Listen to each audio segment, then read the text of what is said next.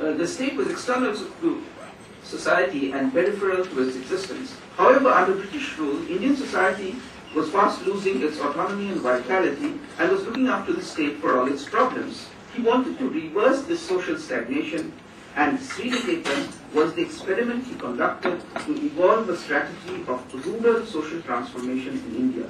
It was not a centralized program, but a local intervention whereby Shantiniketan had to take up the task of rural reconstruction in the surrounding villages. And it was the guiding aim of this idea was to build what he called people's Atma Shakti, or self-empowerment. He was deeply critical of the complete isolation of the educated people from the rural masses.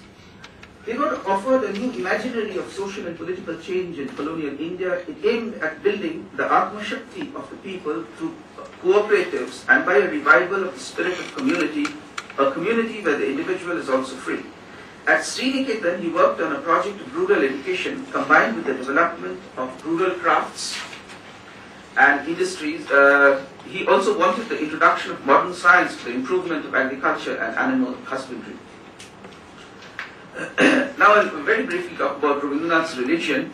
To Rabindranath, his idea of religion was a personal quest for the infinite, whence God and man meet each other and achieve completion. It's when the self in the universe is at home. To him, religion is faith, philosophy, art and culture. It is not to be something to be separated from our secular world. It is a deep desire of the self and all others to unite. Self and God, self and society, self and nature. This union was celebrated as Ananda, as the beautiful and as true. His religion was deeply influenced by Indian philosophy, especially the Upanishads, by Buddhism, by Vaishnavism, by the Bauds of Bengal, and his own Protestant Brahmo background. Okay. And to him, the ultimate realization was when you could, where the self meets with the universe and with the infinite. This is the idea of ultimate realization. Finally, this is the last section. I would discuss the state of Shantiniketan today, and I would call it as a specimen for studying the life cycle of an Indian parasite. The Bengali leftist variant of post-colonial modernity has today consumed Shantiniketan and the utopian dreams of Rabindranath. From a cosmopolitan pilgrimage, it has turned into a minor regional tourist distraction, complete with commerce and sleaze, and an occasional Kobiguru motor rally named after Rabindranath. From a global university, it now draws most of its commuting students from Gushkara to Rampurhat in the Bardhaman division of the Indian Railways. From a meeting place of minds and ideas and cultures, it has become a stagnant pool in the backwaters of Bengal, where the local community congregates to slander and share the spoils of a centrally funded university. The utopian space of Shantiniketan has been marauded by the architectural imagination of the PWD and the left-front government's dream of building and administering a modern university town with its retinue of petty land sharks and entertainment parks. An aesthetic and spiritual way of life has been transformed into frozen rituals and meaningless mantras, preparing students to become local schoolmasters and desirable brides for the upwardly mobile rural middle classes ensconced in the panchayats and Communist Party politics.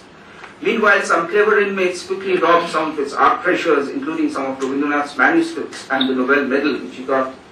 These were perhaps the only things of value still surviving in Shantiniketan. Arun Majumdar, a former teacher of Vishwabharati, has described the decay of Shantiniketan in terms of the rise and takeover by the job-seeking leftish Bengali middle class. The radical sections were more interested in after independence in agitational politics to prepare for the revolution, and none had any interest in Rabindranath's imaginary of social transformation. I think that today Shantiniketan can best be described as a perfect specimen for the study of the life cycle of an Indian, or if you will, Bengali parasite.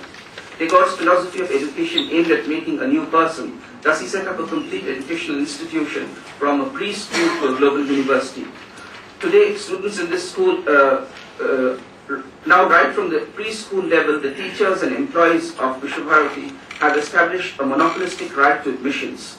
Their own children study there and they have admission quotas. Admission quotas guarantee that bulk of the students are wards of employees and teachers, and most of the rest are manipulated. Once admitted, these students pursuing the principle of quotas get guaranteed admission in the next higher stage of learning, from school to undergraduate level to postgraduate level. Armed with these degrees and supported by their kins in office, they manage to get most of the jobs offered by the university, teaching, non-teaching. Those not sufficiently smart engage themselves in local commerce, made profitable by tourists, or become contractors and suppliers. Thanks to Rabindranath, Shantiniketan still holds on to its legacy of love and romance. Most of these students find their love here itself and marry here. As we saw earlier, they find jobs here, and now their children are admitted to the preschool of Vishwabharati, and the cycle continues unabated. Left-wing trade union politics among teachers, students, and staff have ensured the survival of what I call the shirk ethic